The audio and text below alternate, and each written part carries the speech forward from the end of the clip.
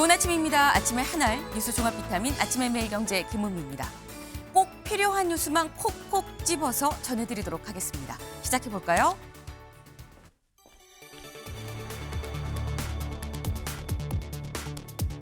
네, 중앙일보 1면입니다. 4일 오전 11시 윤 운명의 시간이다. 어제 드디어 윤석열 대통령에 대한 탄핵 심판 선고 기일이 나왔습니다.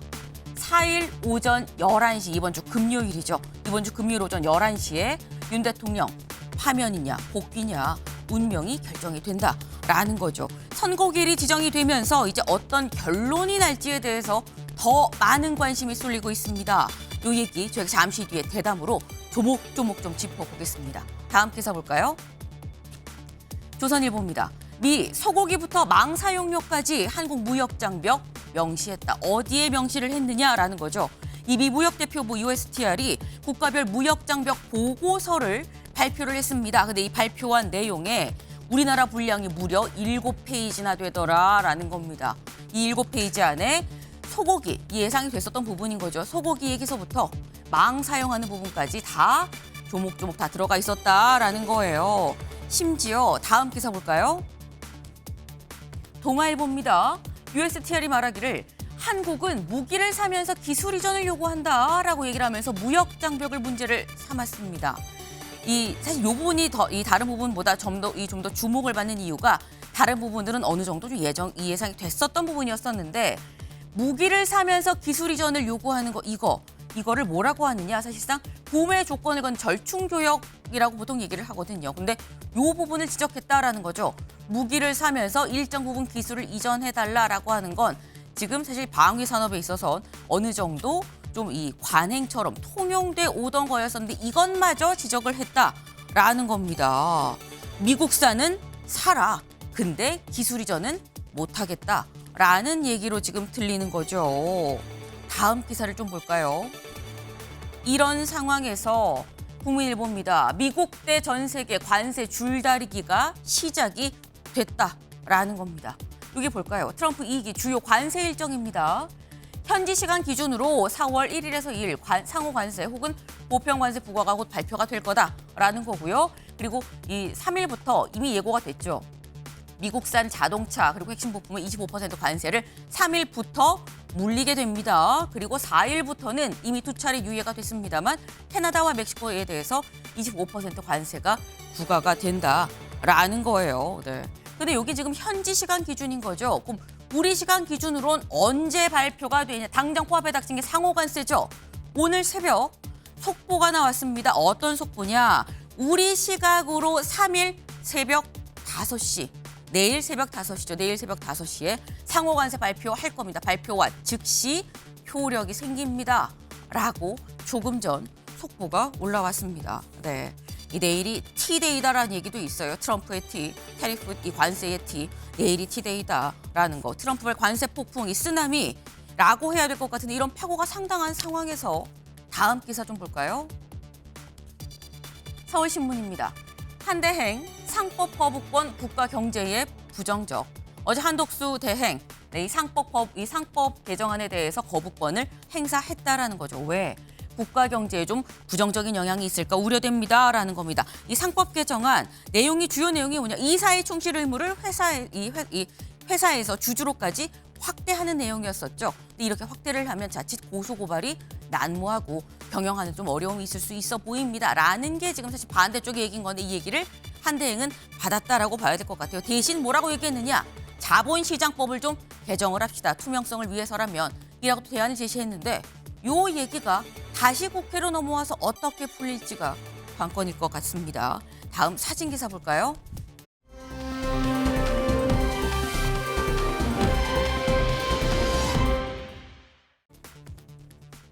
네, 여기가 어딘지 아실까요?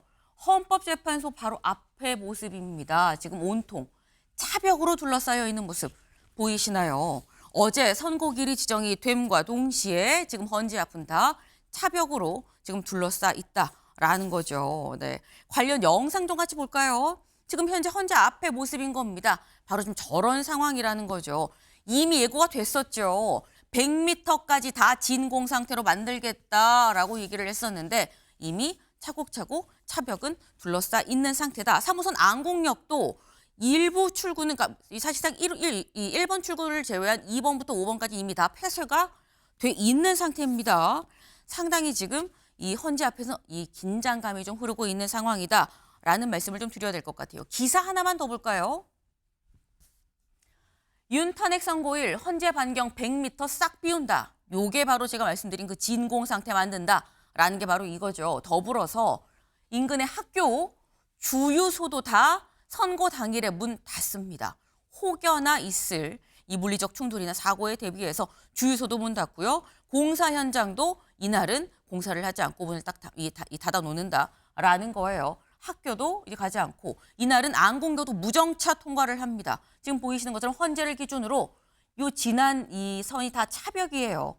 차벽이 아까 저희 요 부분 좀 봤었죠. 온통 차벽으로 다 둘러쌀 예정이다라는 거. 이걸 좀 보겠습니다. 선고 당일 경찰은 이렇게 인력을 투입할 계획이라고 합니다. 기동대 338개 부대 2만 명 및 경찰 특공대도 투입이 되고요. 소방, 서울시에서 투입하는 인력도 1,350명이나 되고 의료진도 현장 의료소 4곳을 이 현장 의료소 4곳을 이 운영을 할 예정이다라는 겁니다. 네. 상당히 우려가 되는 부분이 있기 때문에 이렇게나 철저하게 만반의 준비를 하고 있는 거겠죠. 우려는 우려로만 끝나기를 좀 기대해 봅니다.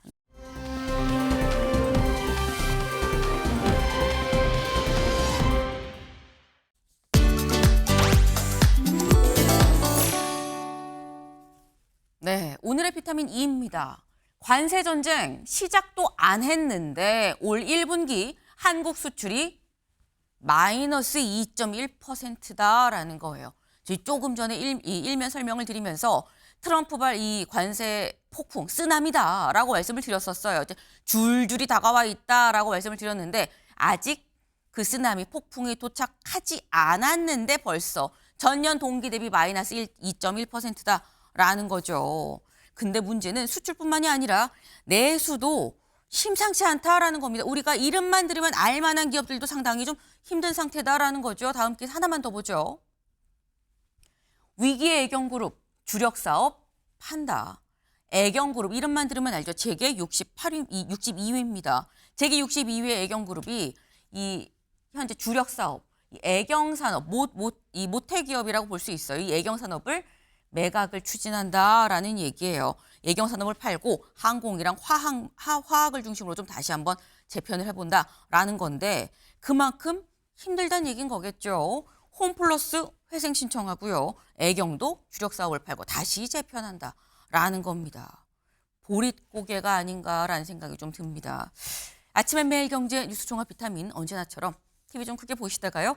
궁금한 점 유튜브 댓글로 남겨주시면 같이 좀 얘기를 해보겠습니다.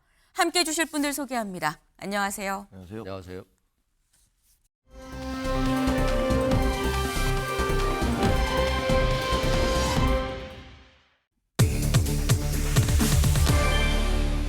파면이냐 복귀냐 그것이 문제로다라는 거죠. 보겠습니다. 이윤 파면이냐 복귀냐 언제 결정되냐 4일 오전 11시에 결정이 된다라는 거예요. 드디어 헌재가 선고기일을 발표를 했습니다. 네. 이 선고기일이 발표가 되면서 오늘 이런 만평이 나왔어요. 만평 같이 볼까요? 이겁니다. 뭔가 한참 터널인 것 같죠? 근데 터널 이 끝에 윤 탄핵 선고 4월 4일 오전 11시. 이 끝이 보이지 않던 터널에 이제 끝이 보인다라는 거예요. 관심은 이제 이 터널 끝에 무엇이 있느냐가 되는 거겠죠. 김종혁 위원님, 뭐가 있을까요? 뭐 지금 질문하시는 거는 그거잖아요. 인용이 될 것이냐 아니면 기각이 될 것이냐 그거에 대한 건데 그거는 뭐 헌법재판관들이 결정할 거니까 그 어느 네. 누구도 속단해서 얘기할 수는 없을 것 같습니다. 그동안에 왜 이렇게 지연이 되느냐를 둘러싸고도 여러 가지 논의들이 있었잖아요. 근데 지켜보면 뭐 3월 13일 날 될 것이다, 14일 날 될 것이다부터 시작해서 한 달이 지났죠. 한 달이 지나도록 계속 얘기를 했지만 다 만든 게 없거든요. 그러니까 사실상 그동안에 있었던 여러 가지 추론이나 추정 이런 것들은 그냥 그 추론이나 추정 자체로 받아들여야지 그게 무슨 근거가 있어서 한 것은 아닌 것 같다. 그리고 저희 당에서도 내용을 네. 잘 모르는 것 같고 민주당 역시 마찬가지인 것 같더라고요. 왜냐하면 서로 상대 당에 대해서 혹시 그 당은 뭐 알고 있는 거 없냐고 네. 그렇게 사적으로 계속 서로들 이렇게 저희도 그렇게 질문을 물어보시는군요, 하거든요. 서로. 예, 그런 거 보면 없는 것 같은데 어쨌든 이게 그동안에 12월 3일 이후에 거의 넉 달 가까이 됐지 않습니까? 네. 그동안에 주가, 환율, 경제 성장, 그다음에 관세 전쟁, 북핵 문제 뭐 문제가 한두 가지가 아니에요. 그동안에 나라 전체가 너무 힘들었기 때문에 빨리 결정이 돼서 이게 뭐 인용이든 기각이든 네. 매듭을 짓는 게 필요하겠다 이렇게 생각을 합니다. 결과가 뭐가 됐든지 좀 빨리 매듭을 좀 지었으면 좋겠다. 하지만 결론은 헌법재판관들 8명의 마음속에 있는 거 아니겠느냐라는 말씀을 하셨어요. 아무도 알 수가 없죠. 근데 없다 보니까 말들이 더 무성한 그런 상황입니다. 다음 기사 볼까요? 윤 선고 전원일치 나올까? 법조계 사회 혼란 막으려 합의. 긴 평이 이거 이견 가능성 아니겠어? 라는 얘기가 같이 나오고 있다라는 겁니다. 네. 지금 선고가 과연 어떻게 나올까랑 같이 나오는 얘기가 사실 이 상당 기간 선고일이 지정이 되지 않으면서 5대3 뭐 교착설까지 나왔었어요. 그러다 보니까 헌재가 4월 18일 가까이에 결국 선고를 내긴 내겠지라는 얘기가 나오다가 약간 갑작스럽게 4월 4일이라고 어제 성격 선고일이 좀 지정이 됐습니다. 근데 이걸 두고 이승훈 변호사님, 이번 주 금요일 4월 4일로 선고하겠다고 밝힌 거 이 자체에 좀 힌트가 있는 거 아니야? 라는 얘기도 나오거든요.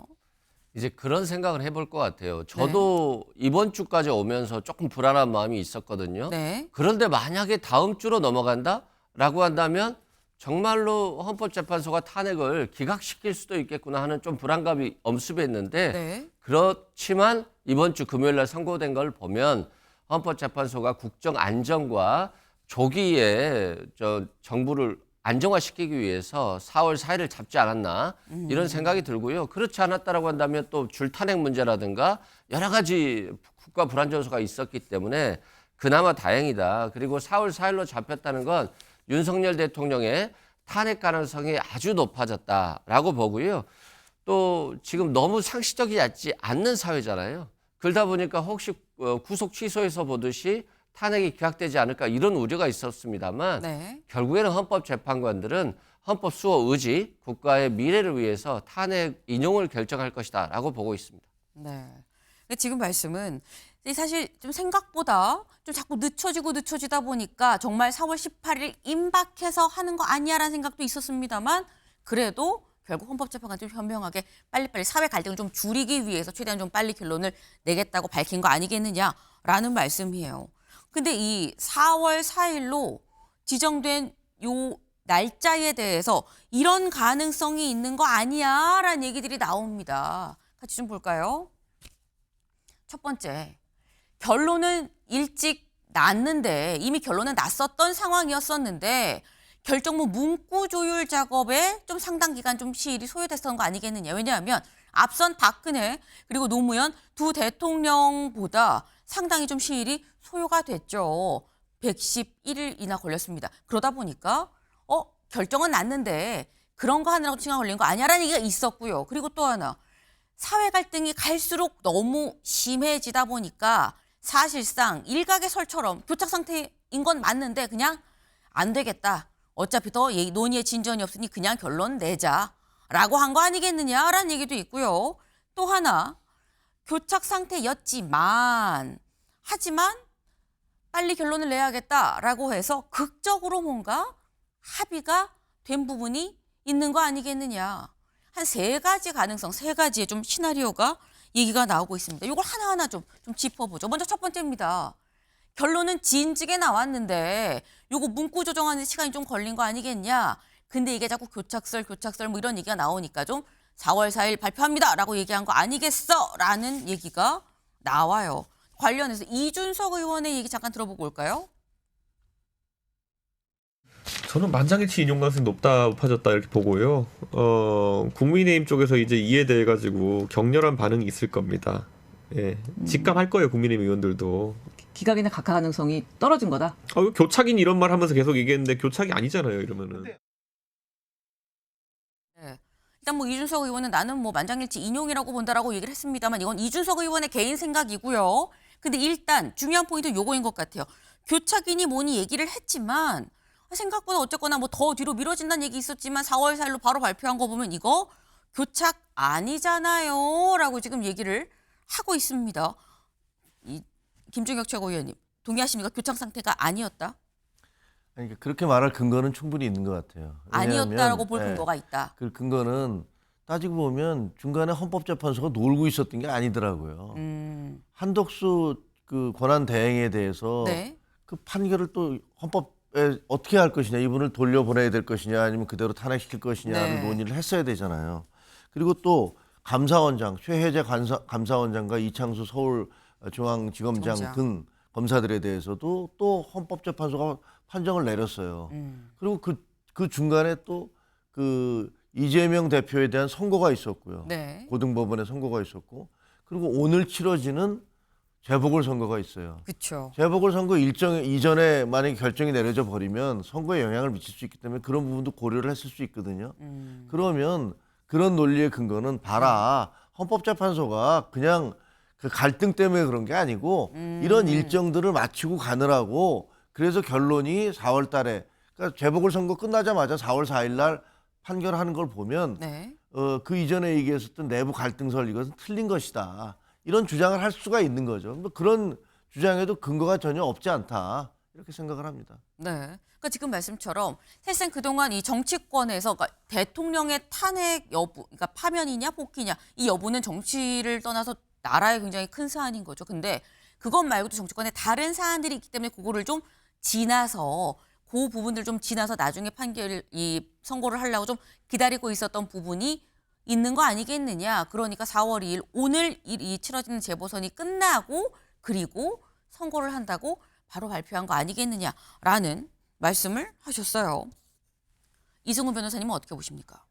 저도 이제 5대 3이 나온 이유가 뭘까 이런 걸 좀 생각해 모든 봤는데 교착설이 나온 이유가 뭘까? 예, 결국에는 이게 이재명 대표 선고 이후로 좀 미루기 위한 보수 헌법재판관들의 생각이 아니었나 이런 생각이 들어요. 결국에는 감사원장 먼저 해라, 한덕수 총리 먼저 해라 라고 하면서 이걸로 좀 신경전을 벌렸을 것 같아요. 네. 그리고 한덕수 대행 관련해서 지금 정계선 재판관과 김복동 재판관의 의견이 전혀 달랐잖아요. 네. 결국 한덕수 대행이 마은혁 재판관을 임명하지 않은 것이 뭐 위헌이다 아니다라고 완전히 갈렸거든요. 이때 아마 갈등이 좀 폭발했던 것 같아요. 그래서 이제 5대 3설이 나왔지만 네. 결국에는 이재명 대표가 무죄 판결이 선고됐잖아요. 그렇기 때문에 더 이상 끌어봤자 의미가 없거든요. 선고는 해야 되는 것인데 재보궐선거가 있어서 아마 선고 이후에 날짜를 잡았던 것 같고 5대 3이라고 하는 착각은 있었을지 모르겠지만 네. 저는 7대 1이나 8대 0으로 이제 왔다라고 생각되고 결국에 왜 그럴 수밖에 없냐면 윤석열 대통령이 돌아와도 어차피 식물 대통령이고 아무런 권한을 행사할 수 없는데 그런 대통령에게 헌법 수호 의지가 약한 대통령에게 남은 대한민국의 미래를 2년간 맡긴다? 이건 정말 혼란 정국이 될 수 있거든요. 그렇기 때문에 결국 파면으로 결정을 모았을 것이다 라고 생각됩니다. 지금 말씀을 잘 들어보면 저희가 지금 1번, 2번, 3번을 이 세 가지 가능성을 말씀을 드렸는데 대략 이쪽으로 좀 말씀을 하시는 것 같아요. 일단 교착 상태가 있었던 것 같긴 하다. 그런데 어쨌거나 결론적으로 이재명 대표의 무죄 선고를 보고 난 다음에 결국 이 다 같이 마음을 모아서 뭐 합의를 했다라는 취지로 지금 말씀을 하셨습니다. 근데 사실 1번 말고 2번과 3번은 교착 상태였는데라는 얘기인 거죠. 이거는 뭔지 알 수 없습니다. 이 진실은 아무것도 알 수가 없어요. 다만 자꾸 이게 선고기일이 뒤로 늦춰지면서 나왔던 얘기가 교착설도 있었었는데 그중에서 2번과 3번 만약에 교착 상태가 맞았다고 한다면 그렇다면 2번 아니면 3번 둘 중에 하나 아니겠느냐라는 거예요. 두 번째는 이거죠. 그냥 아직도 사실 교착 상태인데 너무 갈등이 심하니까 한덕수 대행 다시 탄핵한다 그러고 최상목 이 경제부총리도 지금 탄핵안이 올라가 있고 이런 상황에서 안 되겠다. 그냥 매듭 자르듯이 일단 이 빨리 결론을 내야 되겠다라고 생각하는 거 아니야라는 얘기도 나온다라는 겁니다. 근데 여기에 대해서 좀 이 희망을 갖고 있는 얘기도 있어요. 누구냐? 이종호 의원 뭐라고 얘기를 했느냐? 같이 볼까요? 선고기일이 정해져서 흥문이 돼 있는 상태인데 나쁘지 않은 것 같아요 라고 얘기를 했어요.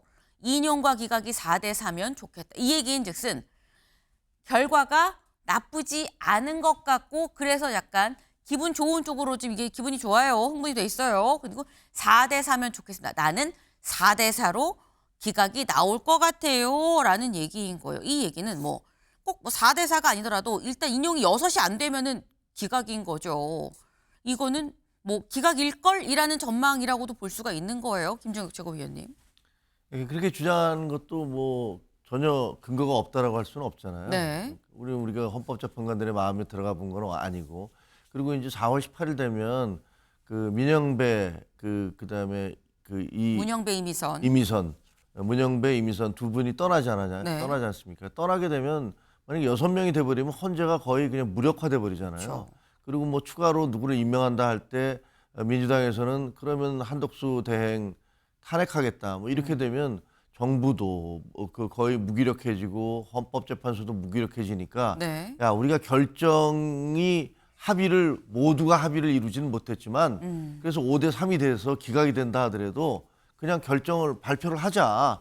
그래서 이게 결정을 계속 미루는 것보다는 차라리 이게 더 낫겠다. 이렇게 생각할 수도 있죠. 가능성은 높지는 않아요. 사실. 네. 높지는 않지만 그렇게 생각했을 수도 있기 때문에 이거는 사실 발표가 되기 전까지는 원래 일찌감치 합의를 이루어 놓고 있었던 건지 네. 아니면은 뭐 서로 이견이 좀 있었는데 이게 더 이상 이대로 가면 안 되겠다고 해서 극적인 합의를 이룬 건지 아니면 야 우리가 감당할 수 없으니까 우리는 우리 나름의 각자의 양심대로 그냥 발표를 하자. 네. 이렇게 된 건지 뭐 알 수는 없죠. 네.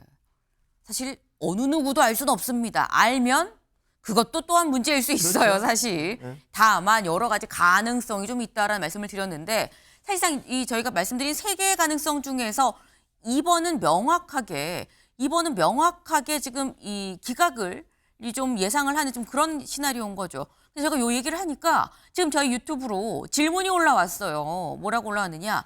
기각이라고 하면 그럼 윤 대통령 이 형사재판은 어떻게 되는 거예요? 라는 질문이 올라왔습니다. 이성근 변호사님. 뭐 형사 재판은 네. 이게 내란이 되느냐 안 되느냐, 국헌 물론 목적이 있었느냐, 폭동이 되느냐 뭐 이런 걸로 인해서 내란죄가 되는 것이고 네. 헌법재판의 경우에는 내란 행위가 위헌이냐 위법이냐 그리고 대통령을 징계하는 것이 맞느냐 이 부분이거든요. 네. 근데 다른 부분이 있는데 다만 헌법재판소에서 결정을 했을 때 탄핵이 기각된다라고 한다면 이게 내란죄 형사재판에 전혀 영향을 미치지 않는다라고 보기는 좀 어렵다. 아. 근데 걱정하지 않아도 될 게 탄핵은 인용될 것이고요.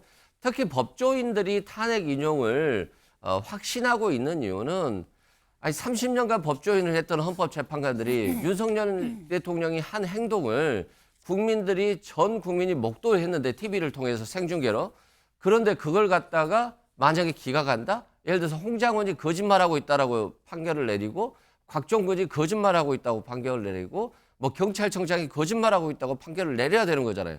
현실적으로 굉장히 불가능한 거거든요. 그래서 이것은 법조인이라면 다 8대0 탄핵 인용을 확신하고 있다라고 말씀드립니다. 네.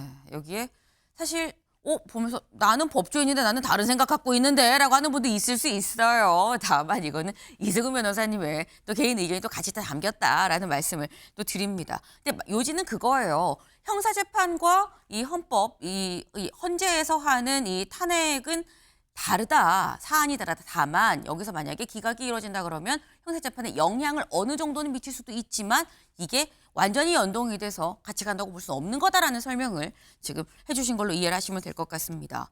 근데 사실상 여기 3번이 있죠. 아까 사실 이승훈 변호사님은 나는 3번이라고 생각해요 라는 취지로 말씀하셨는데 교착 상태였었는데 그게 뭐 5대 3인지 뭐 6대인지 7대인지 알 수 없지만 어쨌거나 교착 상태였었는데 근데 여기에서 막판 결단을 내렸다. 근데 5대 3 교착설이 상당히 좀 세게 돌았던 이유가 5대 3은 한 명 차이로 인용이냐 기각이냐가 결정이 되는 상황이었었는데 요 결단이 내려졌다라는 얘기로 사실 많이 돈 거거든요. 요 얘기 박균택 의원 얘기 잠깐 들어보고 올까요? 예. 최근에 나 있는 소문은 예. 5대 3으로 나뉘어 있다. 그래서 이거 쉽지가 않다라고들 많이 예측을 했는데 네. 뭐 아마 3쪽으로 분류돼 있는 분들이 뭐 조금 뭐 협조적이지는 않더라도 네. 뭐 완강하게 이걸 거부하기는 어려웠을 거거든요. 파면을 결국은 마지막에는 원칙으로 돌아오면서 좀 결과가 잘 합의가 됐지 않을까 짐작을 해보고. 네. 지금 이 박균택 의원은 세 분의 헌법재판관들이라고 얘기를 하면서 5대 3 교착서를 약간 확신하는, 그러니까 거의 전제로 지금 깔고 지금 얘기를 하고 있는 거예요. 그랬는데 5대 3이었는데 마지막에 원칙으로 돌아오면서 잘 합의가 된 거 아니겠느냐라고 지금 얘기를 하고 있습니다. 근데 이 소문이 정말 파다했던 5대 3이 맞다고 하면 지금 이 뭐 박균택 이 의원의 경우에도 민주당 의원이니까요. 아무래도 뭐 6대 2나 뭐 8대 0이나 이런 쪽으로 인용 쪽으로 해서 됐다고 하는데 사실 이 가능성은 김종국 최고위원님 5대 3이었으면 4대 4로 더 벌어져서 아예 그냥 발표하자라고 했을 가능성도 있긴 있는 거거든요. 그럴 수는 있죠. 네. 그거야 뭐 4대 4로 해서 아예 차라리 4대 4가 되면 마은혁 재판관이 임명이 되든 안 되든 9명이 된다 하더라도 한쪽은 5이니까 그러니까 그냥 기각이 되는 거 아니에요. 그러니까 아무래도 이제 보수 진영에서는 그 얘기들을 더 많이 4대 4로 되면 네. 아예 논쟁 자체를 없애버리는 거니까 그게 더 낫겠다 이렇게 생각을 하는 거고 5대 3이면 시비가 좀 있잖아요. 네. 헌법재판소가 마은혁 재판관을 임명해야 된다라고 판결을 했는데 그거를 이행 안 하고 있는 거니까 봐라 5대 3은 만약에 마은혁이 왔으면 6대 3이 됐을 거 아니냐. 그럼 네. 인용이 됐을 텐데 그 5대 3으로 해서 소수에 의해서 기각이 됐기 때문에 이것은 절차적 정당성이 있다. 이런 문제 제기를 할 수 있다는 거죠. 그러니까 4대 4 얘기가 나오는 것 같고요. 네. 그럼 뭐 아까 말씀드린 대로 사실은 아무도 모릅니다. 이거는 뭐 실질적으로 저 세 가지 시나리오 중에서 원래 다 결정돼 있었는데 시간을 보고 있었던 건지 아니면은 야 우리 결정 못 하겠어. 그러니까 있는데도 다 결정해서 이런 경우는 기각이 확실한 거고. 네. 근데 그게 아니고 뭐 막판에 이렇게 뒤집어져서 네. 아 알았어 이거 국정 혼란을 막기 위해서 내가 한쪽으로 결론을 내줄게라고 갔는지 그거는 뭐 알 수는 없는 얘기죠. 네. 아무것도 알 수 없는 상태에서 지금 많은 얘기들만 분출이 되고 있는 상태죠. 한국일보 같이 볼까요?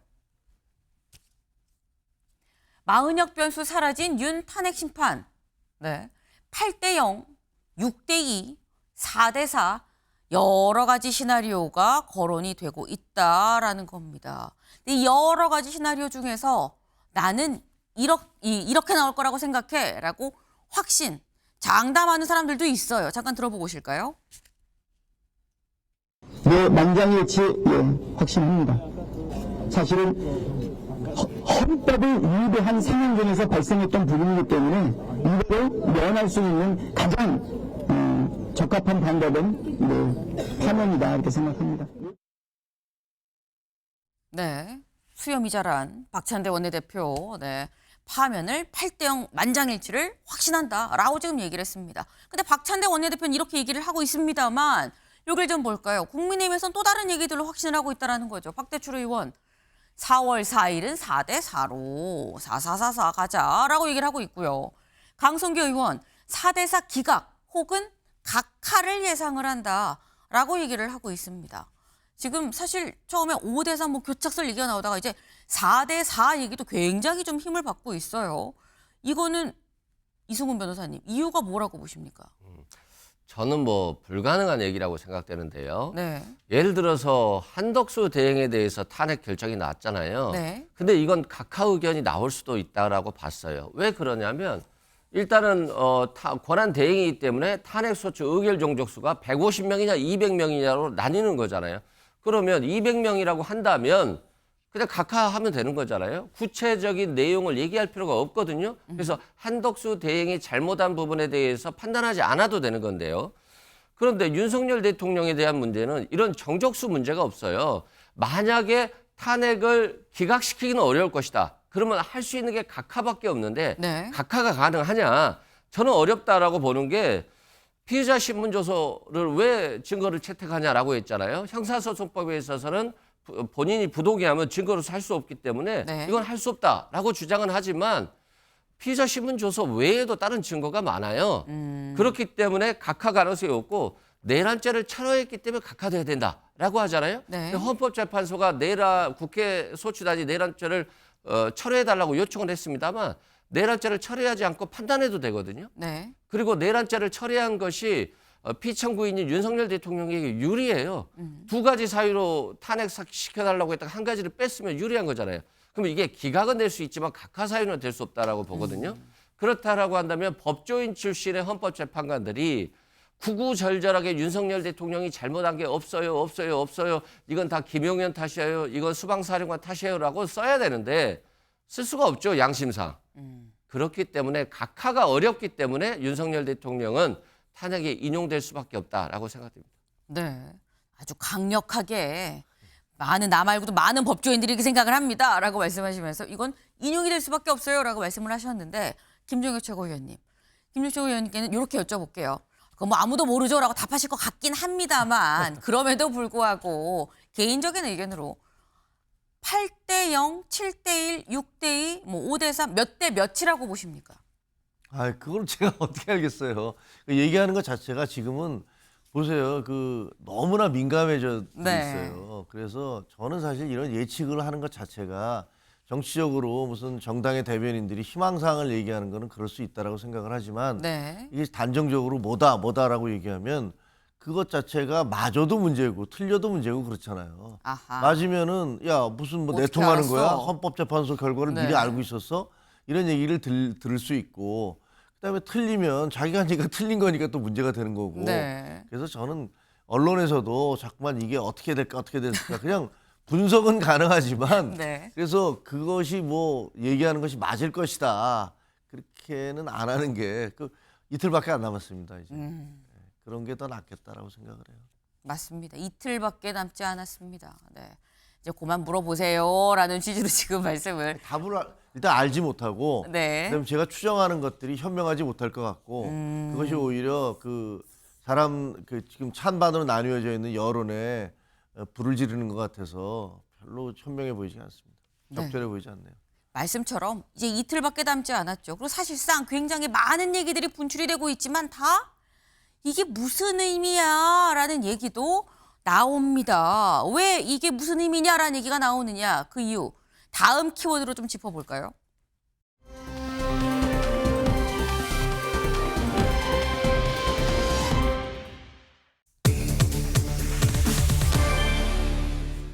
네, 이미 결론 났다라는 거죠. 보겠습니다. 결론은 정해졌다. 선거일까지 결정문을 미세 수정할 뿐 남아있는 기간들은 그냥 미세 수정하는 시간인 거지 결론은 사실상 이미 다 났다라는 거예요. 여길 좀 볼까요? 현재 탄핵심판 선고 절차입니다. 마지막 평의. 이건 이미 저희가 알죠. 2월 25일, 이제 지난달이라고 얘기를 해야 될 것 같아요. 이 2월 25일에 이미 변론이 종결이 됐죠. 그리고 난 다음에 지금 평결이 그러니까 평의는 계속 있었습니다. 매일매일 평의를 했다라고 해요. 그런데 평결, 최종 우리 어떻게 결론을 내자라고 하는 게 평결인 건데 그 다음 단계 평결, 그리고 난 다음에 결정문이 완성이 되고요. 그리고 난 다음에 결정문의 결정 이유와 요지가 낭독입니다. 이게 바로 여기서부터가 4월 4일부터 진행이 되는 거고 요지를 낭독하면 요 결과에 따라서 인용이냐 기각이냐에 따라서 대통령이 파면되거나 복귀되거나 결정이 날 거다라는 겁니다. 근데 지금 우리가 알고 있는 건 여기까지만인 거죠. 그리고 아마 요 단계가 4월 4일에 있을 거다라는 건데 중간에 요 평결 헌법재판관 8명이 모여서 우리의 결론은 이거다 땅땅땅 이 상황 요 결론을 내리는 평결이 이미 이루어졌다라는 얘기예요. 요 얘기 헌법재판소 이 관계자가 뭐라고 얘기했느냐 같이 볼까요? 재판관들이 이날 그러니까 어제죠. 평의를 하면서 아예 탄핵 심판의 결론을 내는 평결 절차까지 다 마쳤다라고 얘기를 했다라는 겁니다. 이미 결론은 다 났다라는 얘기인 거죠. 근데 여기서 드는 생각이 사실 최수영 위원님, 보통 이 선거 당일날 판결을 하고 바로 선고를 한다라고 우리는 알고 있는데 3일 전에 판결을 하고 헌재가 굉장히 보안에 신경을 쓰는데 우리 다 이미 결론 냈어요라고 지금 공개를 한 셈이거든요. 이건 어떤 의미라고 봐야 되는 겁니까? 그러니까 이제 평결까지는 맞췄을 수 있는데 저도 있다고 봐요. 그런데 정확하게 얘기하면 이게 의견이 합치돼서 정말 모든 사람들이 8대 0으로 의견이 모아졌느냐? 저는 그건 다를 수 있다고 봐요. 그렇게 결론은 나 있어도 네. 그 선고문에 담은 일반적으로 우리가 가장 중요한 세 가지가 있잖아요. 네. 실체적 쟁점에 대해서 선고문에 담아야 되고 절차적 쟁점에 대해서도 선고문에 담아야 되고 가장 중요한 거 중대성 여부도 담아줘야 돼. 대통령을 파면하는 게 이게 국가적 이익에 부합하느냐에 대한 중대성 담아줘야 돼요. 네. 그런데 큰 틀은 잡았지만 여기에 디테일하게 들어가는 선고문에 담는 거는 지금 할 수도 저는 있다고 봐요. 지금까지도 할 수 있다. 그러니까 헌재가 왜 그러면 3일이나 앞두고 이걸 얘기를 했을까? 우리 네. 통상 하루나 이틀 전으로 예상했는데 네. 그러면 그 3일 사이에 사실 보안 문제가 있잖아요. 이게 새 나가면 어떡합니까? 그쵸. 근데 저도 이게 72시간이라는 시간이 이게 짧은 시간이 아니 이게 그 결코 짧은 시간이 아니에요. 굉장히 긴 시간이기 때문에 뭐 지금 취재 열기도 그렇고 극도의 보안성을 요구하는 사안인데도 왜 3일을 뒀느냐면은 큰 틀은 잡혀졌어도 네. 여기 안에 지금 담는 내용들은 지금도 작성 중일 것이다. 어쩌면 저는 당일 오전까지도 할 수 있다고 봐요. 그래서 지금 앞선 분들도 말씀하셨지만 사회적 지금 여러 가지 갈등 에너지가 너무 지금 극대로 솟으니까 아마 네. 여기에 대해서 조금 진화하는 차원에서 3일 전 얘기는 했지만 네. 아직도 저는 평결의 시간은 진행되고 있고 그다음에 여기 선고문에 담는 디테일한 것들은 지금도 진행 중에 있을 것이라고 저는 전망합니다. 네. 사실 실제로 결정문 미세 수정을 지금 하고 있다라고도 지금 얘기가 나오죠. 이렇게 짧게 좀 여쭤볼게요. 네. 최수영 위원님. 네. 그렇다고 한다면 큰 틀은 짜여졌지만 다른 걸 지금 열심히 수정을 하고 있고 이거는 선거 당일 4월 4일 오전까지도 이루어질 수 있다라고 말씀하셨는데 네. 8대 0이 아닐 가능성이 더 높다고 보시는 겁니까? 그렇습니다. 그렇기 아하. 때문에 이걸 담는 거죠. 8대 0이라 그러면은 네. 사실은 쭉 내려간 다음에 주문만 하면 될 것 같은데 그렇죠. 이 부분은 아마 조금 미세 조정이 있다는 거는 그걸 의미하는 게 아닌가 싶어요. 미세 조정을 한다는 요 얘기는 8대 0이 아니라 결론이 나긴 나겠으나 어느 쪽인지 알 수 없지만 어쨌거나 이 8대 0 만장일치는 아니지 않겠느냐라는 말씀을 하셨어요. 윤경호 위원님. 윤경호 위원님은 어떻게 보세요? 3일이나 먼저 얘기한 거 그리고 이걸 공개적으로 또 이렇게 얘기를 하는 이런 부분 이유가 뭐라고 보십니까? 입장이 바뀌지는 않을 것 같아요. 그러니까 인용이냐 기각이냐 각하냐. 네. 뭐 이미 각하의 가능성이 낮다는 건 이승우 변호사가 아까 법리적으로 잘 설명하셨잖아요.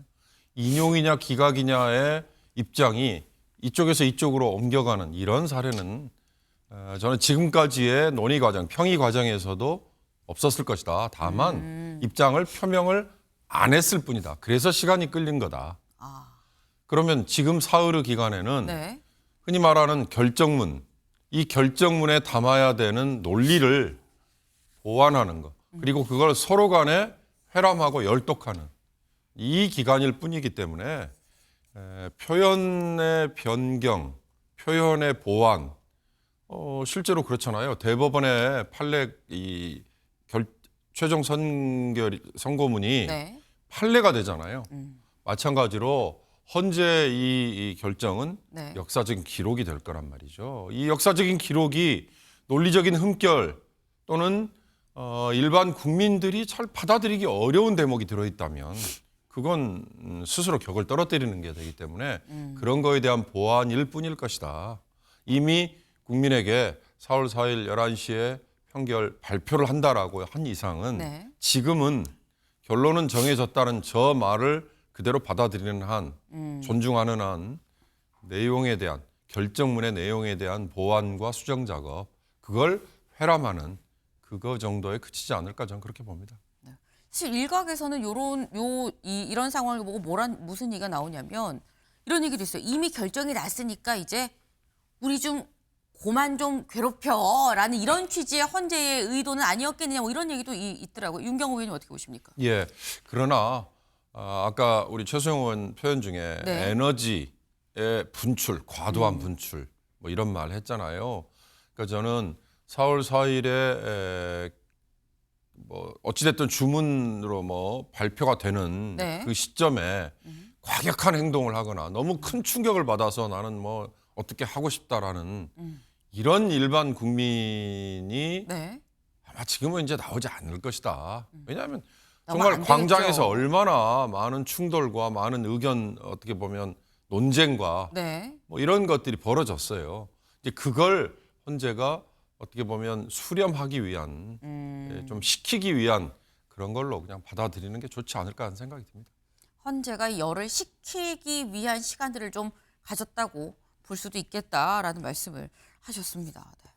그러니까 이제 지금 결론이 났다라는 거죠. 물론 안에 뭐 미세 뭐 문구 조정이 좀 있을 수는 있겠습니다만 결론은 났고 이 결론이 이제 4월 4일 오전 11시에 나옵니다.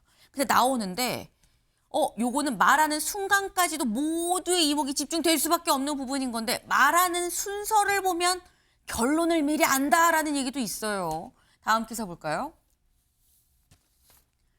만장일치면 이유 먼저, 의견이 갈리면 주문부터 읽을 것이다 라는 얘기가 나옵니다. 주문은 뭐 이런 거죠. 뭐 피청구인 뭐 누구를 뭐 파면합니다. 아니면 이 안을 각하합니다. 뭐 이런 얘기부터 읽는 게 사실 주문인 거죠. 그게 결론 주문인 건데 그거 아니고 만약에 만장일치라고 하면 이 건은 이러이러하고 요러요러하고 이런 설명부터 하지 않겠느냐라는 건데 최소영 의원님 8대 0이 나는 아닐 거라고 본다라고 전망을 아까 네. 하셨어요.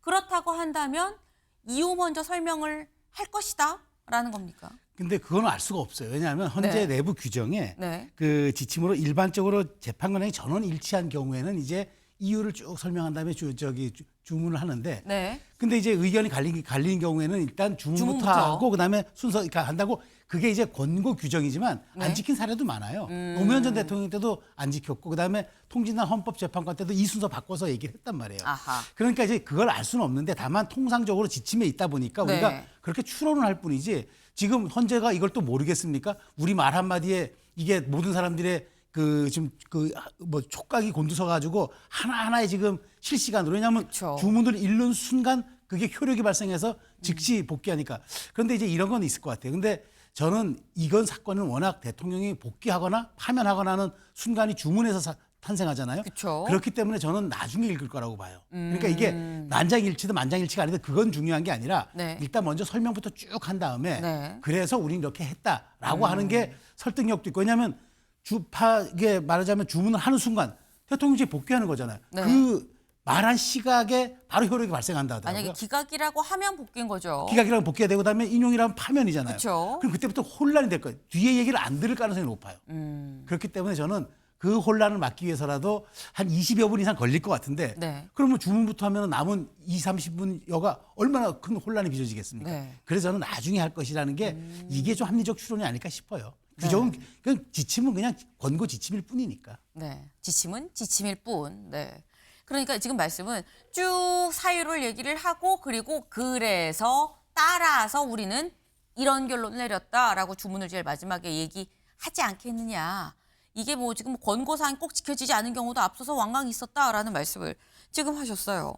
근데 요건 말고 이 생중계, 그러니까 주문부터 읽냐 설명부터 하느냐 말고 헌재에서 생중계를 하느냐 안 하느냐를 보고도 약간 좀 요걸 좀 가늠할 수 있는 거 아니야라는 얘기가 나옵니다. 이번에 다음 기사 볼까요?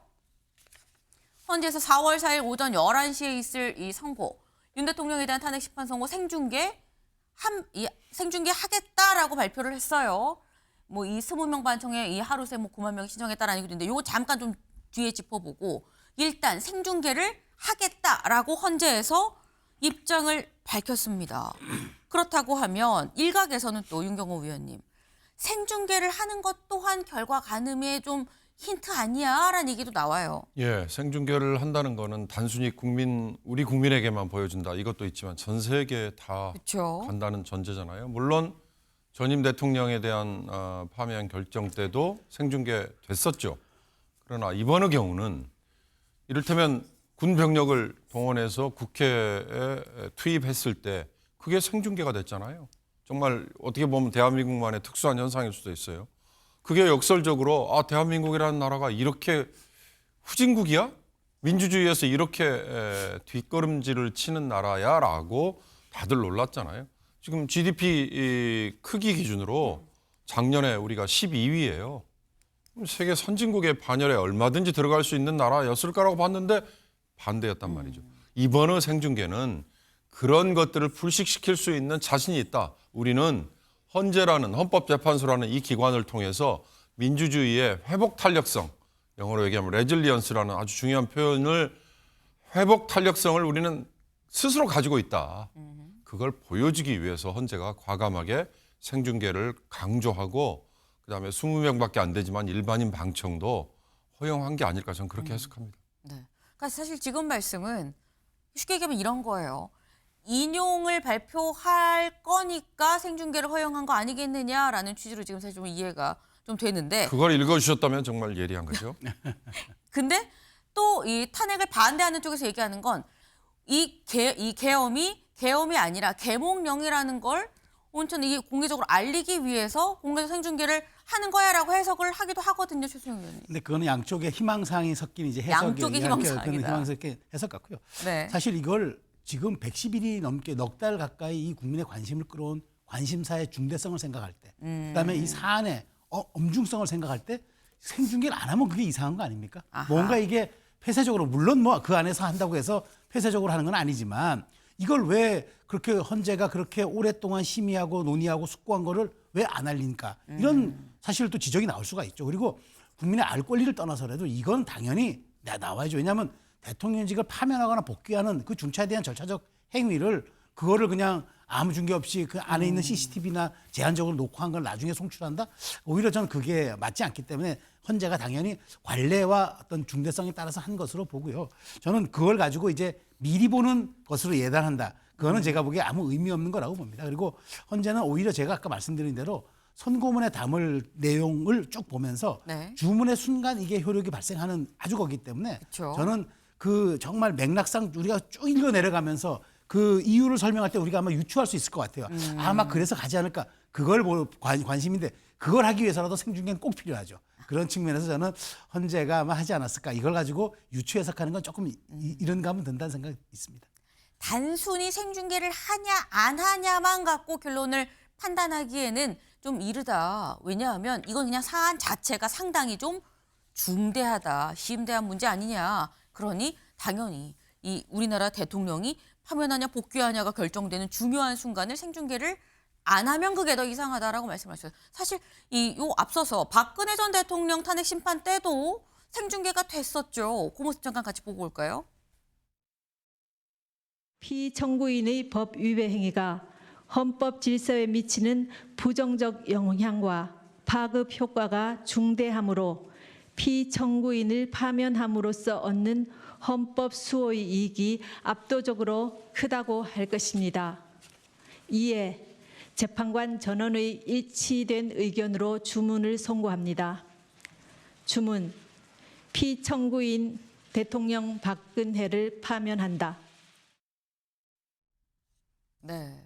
지난 박근혜 전 대통령 때의 탄핵 심판 선고입니다. 저 때는 결론이 파면이었었어요. 하지만 이 오는 금요일 4월 4일은 알 수 없습니다. 아직. 그건 전혀 알 수가 없는 상태예요. 인용일지, 기각일지, 파면일지, 복귀일지는 이틀이 더 남았다라는 건데 근데 이 앞서 있는 이 4일 있을 오전 11시에 있을 이 결과에 모두의 관심이 집중이 돼 있다라는 거죠. 여기 나왔죠. 20명 방청에 하루 새 9만 명이 신청을 했다라고 나와 있어요. 그러니까 엄밀히 얘기하면 정확히는 몇 명이 지금 신청했습니다는 나오지 않아요. 다만 신청하러 들어가 보니까 내 앞에 대기자 수가 이렇더라라는 거예요. 이거 보이시나요? 현재 접속자가 많아 서비스 접속 대기 중입니다. 나의 대기 순서 9만 733. 이게 어제 오후 저녁 즈음일 때의 상황이었었는데 근데 이거는 대기 순서인 거죠. 때문에 사실 이보다 더 넘칠 수도 있는 거고요. 몇 명이 지금 신청했는지 정확히는 알 수가 없는 상태입니다. 이것만 보고서는. 다만 이 대기하는 사람이 9만 명이라고 하면 9만 명 넘겠다. 이거 신청하러 들어온 거 아니야? 라는 추측은 가능하다. 그러니까 지금 이 제목에서도 나와 있죠. 하루 새 9만 명이 신청한 거 아니야? 라는 얘기가 나오는 건데 사실 이게 최수영 의원님 박근혜 전 대통령 때보다도 이 정도는 아니었던 것 같거든요. 네, 상당한 열기다 싶어요. 박근혜 전 대통령 당시에는 796대 1로 아마 저도 알고 있는데 네. 그 정도면 1000대 1이 안 넘었어요. 근데 지금 보면요. 제가 보기에 10,000대 1이 넘을 것 같아요. 왜냐하면 지금 대기자 순서만 9만 명이라는 거잖아요. 그러니까 그쵸. 얼마가 다 했는지 몰라요. 그러니까 아마 마비가 될 정도로 지금 접속이 트래픽이 지금 굉장히 올라가고 있는 것 같은데 방청 로또라고 할 만하죠. 진짜 이건 제가 보기에 20명 할당된 거 아닙니까? 네. 그러니까 이제 사실 이게 재현돼서는 안 되고 사실 반복돼서는 안 되는 참 불행한 우리의 일이고 역사죠. 현직 대통령이 탄핵 심판대에 올랐다는 것만으로도. 네. 근데 그 역사적 현장을 보겠다고 지금 이렇게 열기가 있는 거는 저는 지금 밖에 있는 광장의 열기와 비례하고 있다고 봐요. 지금 광장에 탄핵 찬성과 반대 이른바 네. 그 탄찬의 비율이 찬탄반탄. 굉장히 지금 이게 뜨겁잖아요. 이게 열기가 그대로 고스란히 여기 온 거죠. 20명을 배정했다는 건 사실은 많이 보라고 한 건 아니고 상징적으로 우리가 일반인에게도 이렇게 자리 배정했습니다라는 어떤 현재의 배려인데 여기에 이렇게 몰렸다는 거는 지금 우리 사회가 여기에 얼만큼 집중하고 있고 이게 사회적인 어떤 그런 그 통합과 분열의 분수령일 상징적인 사건인 거라는 걸 증명하는 거라 보기 때문에 어쨌든 뭐 20명 입장에서는 차분하게 보는 행운을 누리겠지만 네. 이 사안 자체가 주는 메시지는 저는 굉장히 지금 우리 사회가 좀 경고성으로 받아들여야 한다고 생각합니다. 광장의 열기가 그대로 지금 신청 폭주로 이어지고 있다라고 봐야 되는 거 아니겠느냐. 이게 이 사실상 우리가 반갑게 받아들일 그런 상황이 아니다라는 말씀을 하셨어요. 근데 이렇게 다들 가는 이유는 사실 이 일부 신청하는 분들 중에는 가면 윤 대통령 직접 나와서 내가 윤 대통령도 직접 보는 거 아니야라는 생각을 하고 신청을 하는 분들도 있을 것 같습니다. 다음 기사 볼까요? 용산 차분하게 결정 기다릴 것. 윤 직접 헌재 대신 판정 나가나예요. 나간다가 아니고요. 나가나입니다. 결정이 안 됐다라는 거죠. 윤 대통령이 직접 4월 4일 오전 11시에 대신 판정에 앉아서 선고를 들을 것이냐 아니면 나가지 않고 이 뭐 관저에서 모처에서 이 선고를 들을 것이냐라는 건데 윤경호 의원님 어떻게 전망하십니까? 가지 않을 겁니다. 안 갈 것이다. 예, 부정적인 결론을 예상하는 한 긍정적인 결론을 예상한다면 무조건 가야겠죠. 그래서 개선 장군처럼 나오면서 동시에 뭔가 지시를 하겠죠. 흔히들 혹자들이 말하는 것처럼 제2의 계엄령을 그 당시 그 시점에 바로 지시할 수도 있다. 이렇게 조롱하듯이 얘기하잖아요. 윤 대통령으로서는 대신 판정에 그동안에 변론 기간에 8번 나간 걸로 충분히 본인의 지지자들을 끌어모으는데 역할을 했다. 반대로 거기 가서 했던 변론이 왜 부하들에게만 다 떠넘기고 저런 궤변을 늘어뜨리나라는 부정적인 또 이미지도 줬잖아요. 물론 마지막 평결 날 가서는 네. 본인의 발언 기회는 없죠. 저는 아까 방청 얘기하셔서 한 말씀만 드리면요. 그건 네. 어떻게 보면 참여의 의지잖아요. 네. 그런데 대통령에 대한 파면 결정이 이렇게 헌법재판소라는 대통령이 임명한 재판관들에 의해서 역으로 대통령의 파면 결정이 나는 이게 과연 국민주권의 실현 원칙에 맞느냐. 앞으로 또 대통령에 대한 파면 결정이 재현된다면 설사 그런 일은 있어서는 안 되지만 국민주권의 실현이라는 정말 본뜻을 살리기 위해서는 이런 참여 열기를 반영을 해서 네. 저는 국민투표로 직접 결정하는 게 맞을 것 같다. 동시에 국민 소환제라는 게 있거든요. 네. 국민 참여의 반영이 왜 국민 소환제를 우리는 확대하지 않을까? 물론 비용이 들고 불필요한 여러 시행착오를 겪는 것 때문일 거예요. 그러나 이런 참여 열기라면 네. 저는 얼마든지 대의제 민주주의를 충분히 살려나갈 수 있는 그래서 국회의원도 국민 소환 대상에 포함시켜서 잘못하면 이 대통령 파면에 대한 국민투표처럼 주민들이 투표로 당신 우리가 찍어줬지만 내려와 할 수 있을 거다. 그 말씀을 꼭 좀 덧붙이고 싶습니다. 네. 그러니까 지금 이 방청 열기가 뜨겁다는 얘기는 이 정도면 국민 투표를 해도 될 사안 아니겠느냐라는 말씀을 하셨어요. 파면 여부가 대통령의 파면 여부가 결정이 되는 건 상당히 좀 중요한 사안이기 때문에 헌법재판관이 아니라 직접 국민들이 직접 결정을 좀 할 수 있도록 하는 방법도 방법 중에 하나 아니겠냐라고 또 제안을 하셨습니다. 최수영 의원님 어떻게 보세요? 저는 뭐 그것 또한 이제 우리가 한번 헌법재판소에 모든 것을 맡게 하느냐 대통령의 운명과 국가의 장래를 네. 이런 점들은 한번 이번에 우리가 한번 고민해볼 지점이 있다. 왜냐하면 의견도 갈리고 한다 그러면은 직접 국민들이 한번 여기에 참여하는 방법도 한번 정치권이 앞으로 고려할 과제라고 생각하는데 저는 윤 의원님과 조금 다른 개념으로 대통령이 불출석할 거라고 봐요. 왜냐하면 네. 그 저도 이제 대통령이 뭐 헌법주의자고 뭐 그다음에 의회주의자고 이런 얘기를 하고 늘 언제나 자유와 법치를 강조했던 분이기 때문에 또 네. 계속 심리에도 나왔던 분이기 때문에 출석할 거는 예상하지만 저는 안 할 거를 보는데 이유가 좀 다른 거는 뭐냐? 네. 만일 대통령이 파면되면은 전직 대통령의 신분이 되지만 그러니까 기각되는 순간 현직 대통령 신분이잖아요. 네. 그때 경호 문제를 어떻게 할 겁니까? 지금 말하자면 저 헌법재판소 인근을 진공 상태로 지금 만들겠다는 게 경찰의 가포 비상형의 핵심인데 그렇죠. 그러면 그때부터 현직 대통령의 그 경호는 절차적 굉장히 과정이 복잡해요. 그러면 그걸 어떻게 그때부터 적용할 것이? 왜냐하면 주문을 읽는 순간부터 그게 적용이 된단 말이에요. 그게 이제 가장 첫째, 두 번째 우려할 상황이고 두 번째는 뭐냐면 지금 거기가 그렇게 지금 말하자면 일촉즉발의 상태인데 대통령이 가는 것 자체가 양쪽을 자극할 수가 있다. 지지층은 지지층대로 자극되고 반대층은 반대층대로 자극될 수 있기 때문에 그 두 가지 이유 때문에 저는 대통령이 원해도 가지 않는 게 좀 바람직하지 않을까. 좀 다른 방향으로 네. 불출석을 예상하는 겁니다. 일단 두 분이 공통적으로 안 나올 것이고 안 나와야 된다라는 뭐 이런 말씀을 하셨을 때 안 나올 것 같다라는 취지로 말씀을 하셨는데 이유는 조금 다릅니다. 이유는 조금 다르지만 파면이 될 건데 나오겠냐라는 말씀과 그리고 아니다. 만약에 인용이 된다 그래도 경호 문제도 있고 즉각적으로 경호 문제도 있고 그 뜨거운 열기를 좀 자극할 가능성이 있어서 안 나오는 게 오히려 주변에서 나오지 마시라고 얘기를 하는 게 맞다라는 말씀을 하셨어요. 네. 근데 윤 대통령 일단 지금 굉장히 이 구속 취소가 되고 관저로 가고 난 다음에 말을 아끼면서 관저에서 뭐 따로 밖에 야외 활동을 한다거나 이런 모습을 볼 수가 없는 상황인 거죠. 그런데 이번에 보니까 책을 낸다고 합니다. 책 같이 볼까요? 이겁니다. 윤 대통령, 나경원 의원, 뭐 전한길 강사 등등과 같이 책을 출간을 한다. 제목이 이거예요. 새로운 대한민국입니다. 근데 여기에 보면 저자가 뭐 김기현, 나경원, 도태우, 백지원, 복거일, 심평, 임규진, 윤상현, 윤석열 그리고 뭐 이인호, 전한길, 조정훈 등등이다. 여기에 저자로 들어가 있다라는 겁니다. 근데 이걸 보면 최수영 의원님 약간 의아하게 생각이 되는 게 윤 대통령 굉장히 구속 취소가 되고 선고가 나오기 전까지 이 기간 동안 되게 조용히 어떻게 보면 좀 조심하게 좀 지냈다라는 생각이 드는데 책을 출간을 하는 거 이거는 어떻게 봐야 되는 겁니까? 저는 간접적인 우회 메시지라고 보는 게 뭐냐면 대통령이 마지막 그 최후 변론에서 뭐라 했습니까? 내가 만일 자녀 임기가 남아서 복귀하더라도 자녀 임기가 무슨 내가 연연하지 않겠다.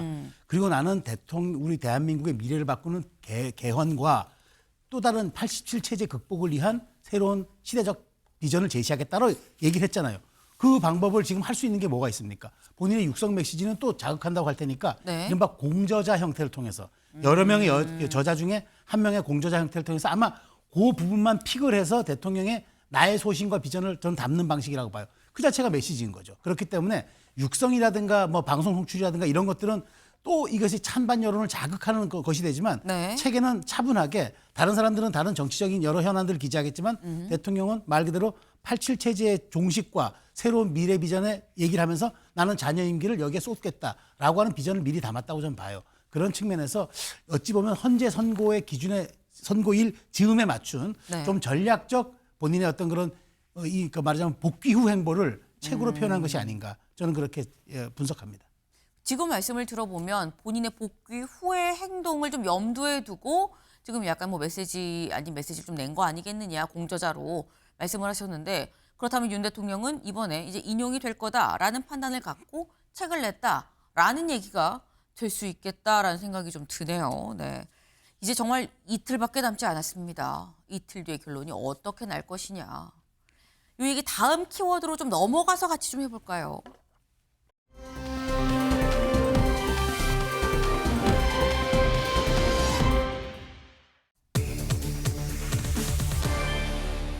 승복입니다. 승복 옆에 느낌표도 하나 붙었죠. 보겠습니다. 윤 선고일 잡히자 여 승복할 것, 야 기각시 불복 주장도. 이제 선고일이 나왔고요. 선고 결과만 발표가 남은 상태입니다. 그런데 이 발표 결과를 양쪽에서 모두 받아들일 것이냐라는 거죠. 일단 권성동 원내대표 이렇게 얘기했거든요. 잠깐 들어보고 오실까요? 헌재가 빠른 시간 내에 기일을 잡은 것에 대해서 다행으로 생각하고 환영합니다. 법리와 양심에 따라서 공정한 판결이 내려질 것을 기대합니다. 지금 민주당은 인민재판을 방불케 할 정도로 헌재에게 특정한 판결을 강요하고 심지어 일부 의원들은 판결 선고 전에 불복 선언까지 한 바가 있습니다. 당장 중단해 주기 바랍니다. 국민의힘은 헌재의 판결에 승복할 것입니다. 네. 지금 권성동 원내대표는 이렇게 얘기합니다. 빨리 길 잡아줘서 다행이라고 생각한다. 그리고 우리는 승복할 거다. 그쪽도 좀 승복을 해야 되는 거 아니냐라는 취지로 지금 얘기를 하고 있죠. 여기서 말하는 그 일각은 누굴 얘기하느냐. 박찬대 원내대표 얘기 들어보고 올까요?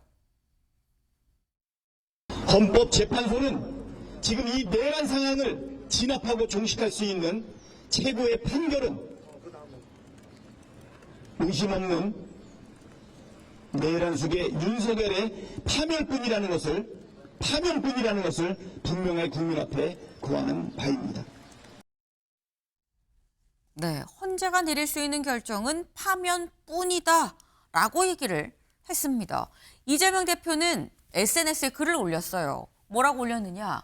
다시 한번 주권자의 힘으로 헌정 질서를 회복하자라고 얘기를 하면서 뭘 올렸느냐? 파면 촉구 전국 시민 서명을 같이 올렸다라는 거죠. 이거 온라인 서명 링크를 같이 공유를 했습니다. 서명하세요라는 얘기가 되는 거겠죠. 근데 그렇다고 하면 이제 국민의힘에서는 이런 얘기를 합니다. 윤경호 의원님. 우리는 승복한다 그랬는데 아까 권성동 원내대표도 얘기를 하죠. 왜 승복한다고 얘기 안 하는 거야 민주당은 뭐 이런 취지로 지금 얘기를 해요.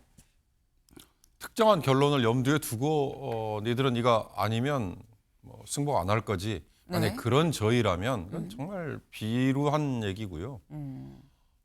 흔히들 사법부를 우리가 초유의 보루라고 얘기하잖아요. 그러니까 마지막 조정자, 마지막 중재자 역할을 한다. 그게 법적인 잣대를 대고 외압 타율적인 강제를 동원하든 뭐 본인의 승복을 전제로 하든 이번 저는 헌재의 결정 그 이전에 이재명 대표에 대한 고등법원의 항소심 네. 또 다른 여러 가지 이유의 법원의 결정 이거에 대해서 과연 정당이 야 니들은 저거 승복해 우리 승복할게 이런 말을 할 자격이 있느냐라고 스스로 한번 되물어 보라고 전 얘기하고 싶어요. 지금까지 국민의힘이 광장에 나와서 목소리를 내는 시민들에게 국민들에게 또 민주당이 그들에게 얼마나 한쪽을 향해서 부추겼느냐. 근데 그 부추김이 정말 일반의 상식 그리고 집단 지성이 가는 방향이 아닌 쪽이었다면 과연 저런 얘기를 할 자격이 있느냐. 제가 아까 대의제 민주주의 체제 하에서 국민 참여의 이 욕구가 이렇게 높다면 네. 차라리 대통령 파면도 국민투표로 해야 된다라고 얘기하는 건 전 이거하고 다 연결된다고 봅니다. 정당들이 그런 열기가 과열될 때 네. 그걸 식혀주고 그리고 제대로 전달을 해주는 역할을 했다면 저는 저런 얘기할 자격이 있다고 봐요. 근데 지금의 정당들은 그거 이외에 다른 쪽에 오히려 더 관심이 있었고 실제 목소리와 행동도 그랬기 때문에 지금요 승복해라 승복 안 한다고 얘기하면 뭐 비겁한 거다? 비겁이 아니죠. 뭔가를 부추기는 거다.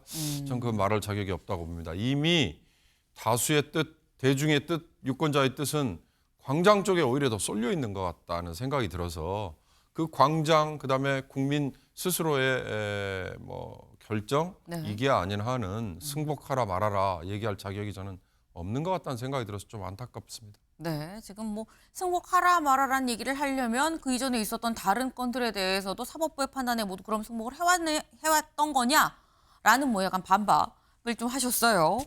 근데 이 관련해서 박홍근 의원이 올린 글이 사실 굉장히 좀 논란이 좀 되고 있습니다. 박홍근 의원이 뭐라고 올렸느냐. 헌재가 불완전한 정족수로 내란숙의 윤석열 탄핵을 만회하나 5대3으로 기각 또는 각하하면 어떻게 수용할 수 있겠습니까? 라고 했습니다. 요거는 윤경호 의원님 어떻게 수용할 수 있겠습니까? 라는 얘기는 이거는 기각 각하는 수용 못해. 인용만 수용할 수 있어라는 얘기로 사실 들리는 거거든요. 그렇게 들리죠. 그리고 저런 류의 주장에 대해서 바로 직격을 한 게 권성동 대표가 승복해라. 우린 승복하겠다. 뭐 이런 뜻 아니겠어요? 네. 그러니까 아까 제가 말씀드렸습니다만 특정한 결론을 전제로 두고 이거에 반한 얘기가 나와도 니들은 승복할 거야? 안 할 거야? 이제 이걸 자극하는 거잖아요. 그러니까 이제 아까 제가 드린 말씀이 조금 잘못 들리면요.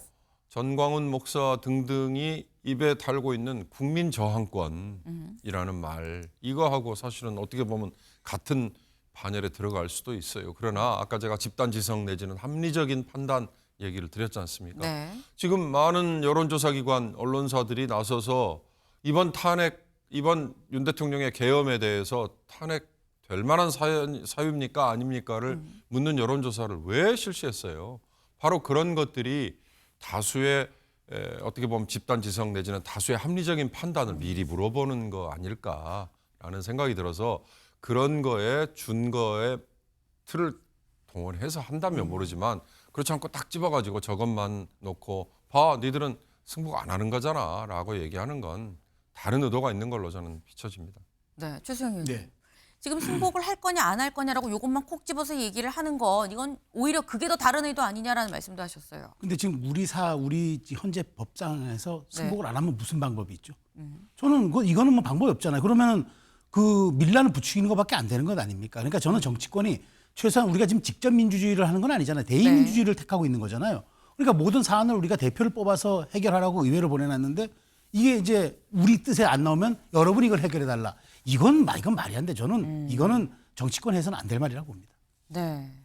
지금 이 뭐 수용할 수 있겠나, 수용할 수 없다라는 얘기. 우린 승복했는데 너는 왜 승복을 한다는 얘기를 안 하는 거냐라는 이런 얘기들이 사실상 당연히 사법부의 판단이 나오면 받아들이는 지금의 이런 시스템 자체가 도전을 받고 있기 때문에 나오는 얘기인 거겠죠.